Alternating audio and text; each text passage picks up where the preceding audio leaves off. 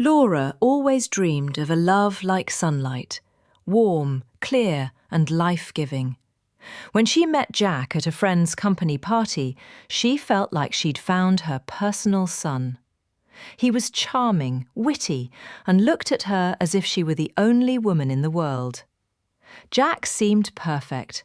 A successful owner of a chain of luxury gas stations, he spoke easily of art, travel, and the future. He showered Laura with attention, expensive gifts, and promises. A year later, after a lavish wedding under the aquamarine sky of Italy, she was sure she'd found her fairy tale ending. The idyll didn't last long. The first crack was his phone, which he never left unattended, and the hushed conversations behind closed doors. Then came the business colleagues, sulky, empty-eyed men whose visits left Jack cold and abrupt. One day, returning to retrieve a forgotten bag, Laura overheard a snatch of dialogue. "The cargo must be delivered before dawn, or there will be problems, serious ones." Jack's voice held an icy cruelty she'd never heard before. Her heart sank. Curiosity gave way to horror when, hidden behind the mirror in his office, she found not documents, but a stack of other people's passports, keys to unknown cars, and a pistol. The world of the perfect husband collapsed in an instant.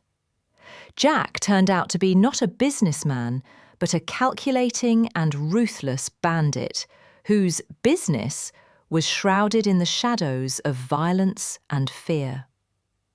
Laura found herself trapped in a golden cage. Every day was torture. She feared him, feared for herself, but didn't know how to escape. Where to go? He controlled her finances, her communications. He had connections.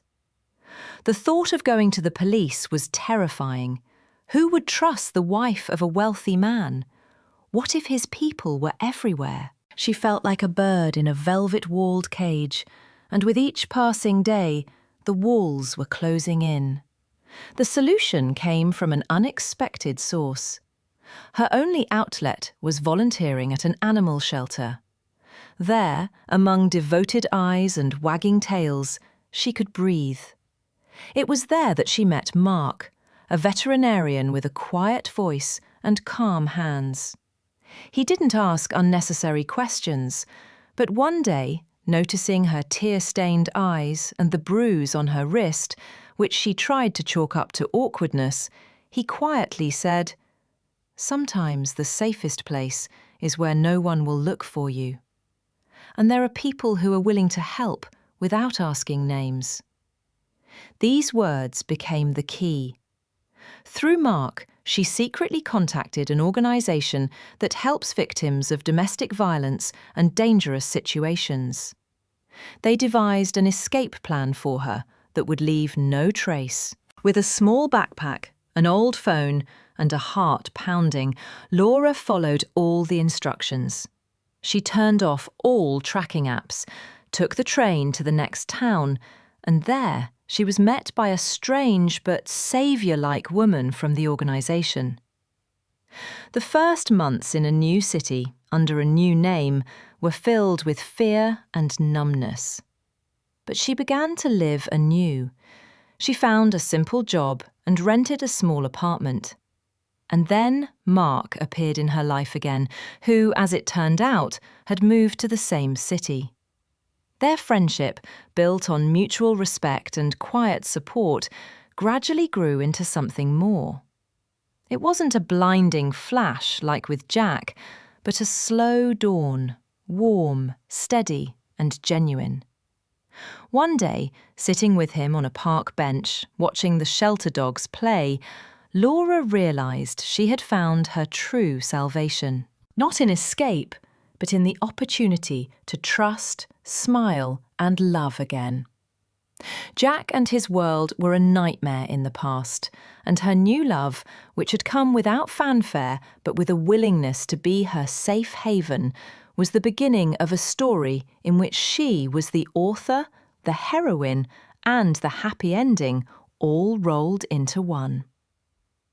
Years later, Laura, now under her new name, stumbled across a short news item about the closure of a major case and the conviction of a crime boss. The photo of an aged, faded Jack evoked neither fear nor hatred, but a quiet, almost detached sadness. It was like watching an old, unpleasant film about someone else's life. She turned off her laptop and looked out the window. Their daughter was playing on the lawn in front of her and Mark's small house, and Mark, fiddling with the grill, shouted something funny after her. The air smelled of smoke and the anticipation of a cosy evening. She placed her hand on her barely noticeable rounded belly, a symbol of their new, shared future. Jack's fate was a closed chapter, written in his own hand. Her story, full of fear, pain, but ultimately courage and hope, merely continued. And each new day was a quiet, weighty response to that nightmare. She hadn't simply escaped, she had survived, been reborn, and built a true, lasting love. One that doesn't blind but warms, doesn't limit but gives wings. And that was her greatest, silent triumph.